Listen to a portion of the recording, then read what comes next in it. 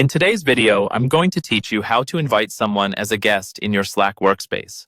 Whether you're collaborating with freelancers, contractors, or external partners, Slack makes it easy to add guests who can access specific channels and contribute effectively. Let's dive in and explore this process step by step. First, ensure you're logged into your Slack workspace with the appropriate access level to invite guests. Remember, only admins and owners have the permissions necessary to bring guests on board, so you might want to verify your access rights before we move forward. Once you're all set, navigate to the left-hand sidebar on your Slack interface. There, you'll find your primary navigation tools like Home, Threads, Mentions, and so forth. What we're interested in is the People section, often listed under more menu options. Once you've clicked on the People topic, look for an option to Invite People. This should lead you to a couple of choices. For the purpose of this tutorial, select the option specifically labeled Invite a Guest.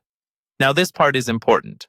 Slack offers two types of guest roles, multi-channel guests and single-channel guests. Determine which type of guest access you'd like to assign. If your guest needs to be part of multiple channels, you'd choose multi-channel. However, if their role is restricted to just one specific conversation thread, the single-channel guest is the way to go. Then you'll have a form to fill out. Here, input the guest's email address. Make sure there's no room for error as the invitation link will be sent here.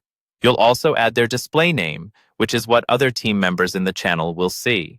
Next is selecting the channels you'd like your guest to access. A convenient list of all available channels will be provided. If you're opting for single-channel guest access, carefully select only the applicable channel. However, with multi-channel, you'll have a bit more flexibility here. Before sending out the invitation, decide on an expiration date if you need your guests' access to be limited.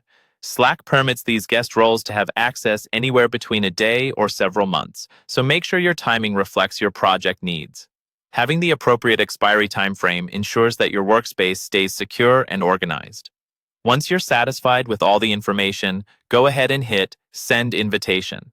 The guest will receive an email prompting them to join the workspace, and they'll be just a click away from participating in your selected channels. Also, you may want to reach out personally to confirm they received the invite and to answer any questions they might have. Congratulations! You've just invited a guest to your Slack workspace. It's that easy. Keep watching for more practical tips and tricks to make the most out of your Slack experience. If you have any other questions or need further clarification, feel free to drop them in the comments below.